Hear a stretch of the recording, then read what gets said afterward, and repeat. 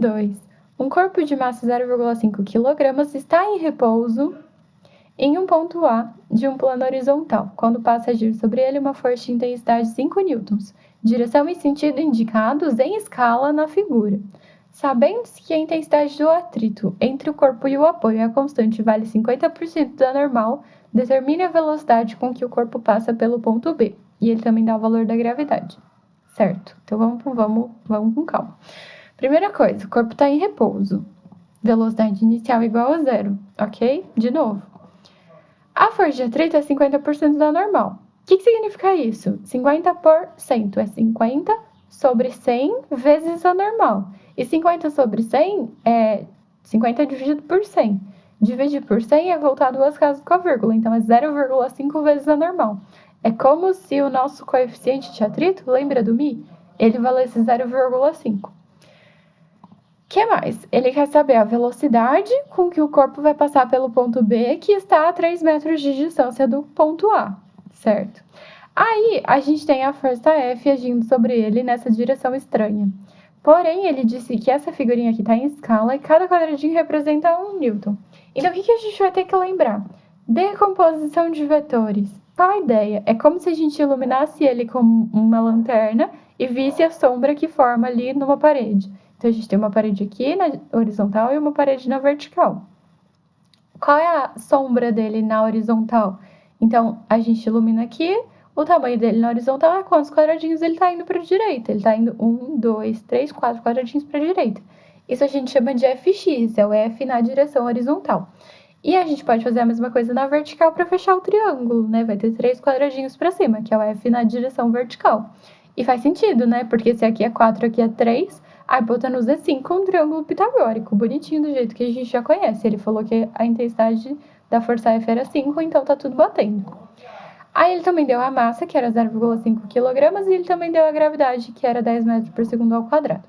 Se a gente desenhar o nosso bloquinho, vamos pôr as forças que agem sobre ele aqui separadinhas para ficar mais fácil da gente visualizar? Por que eu disse separadinhas? Porque quando a gente decompõe a força F em Fx e Fy, a força F não existe mais. Agora quem existe é o Fx e o Fy separados, certo? Então quem age no nosso bloquinho? Peso para baixo, como sempre, para o centro da Terra, né? Normal para cima e para cima também age o Fy. Essas são as forças na vertical.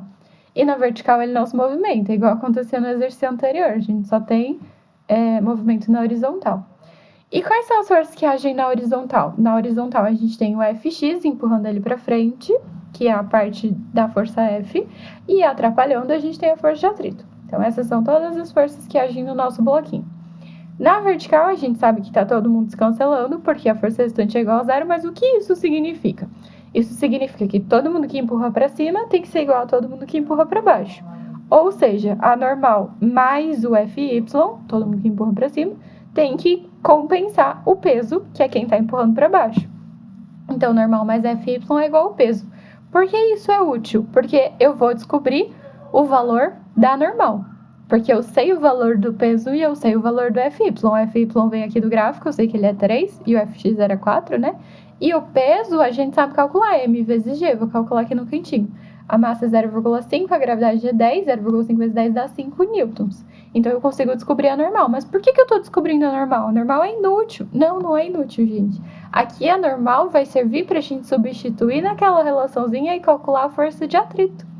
E a gente precisa da força de atrito porque ela é responsável pela força resultante. Ela junto com o Fx. E a gente precisa da força restante porque a força restante vai falar para a gente a aceleração. E com a aceleração a gente vai descobrir a velocidade. A gente está fazendo o caminho inverso do que a gente fez no exercício anterior, percebem?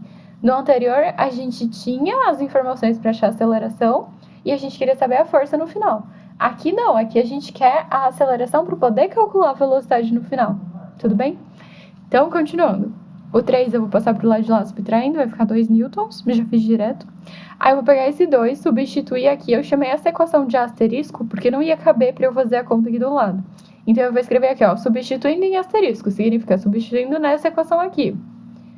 Φ é igual a 0,5 vezes, no lugar do n, que é a normal, eu vou colocar 2. 0,5 vezes 2 é 1.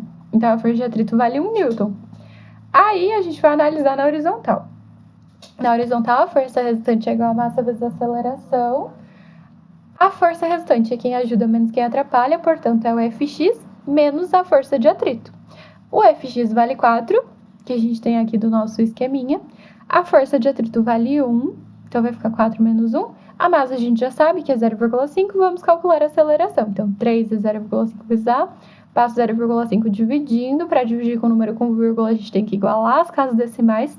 Vai ficar 30 dividido por 5, que dá 6. Então, a aceleração é 6 metros por segundo ao quadrado, mas ainda não acabamos. Agora, a gente vai ter que determinar a velocidade. A gente sabe que a velocidade inicial é 0, e a gente sabe que esses 3 metros é o quanto ele andou entre o ponto A e o ponto B. Então, isso é o ΔS.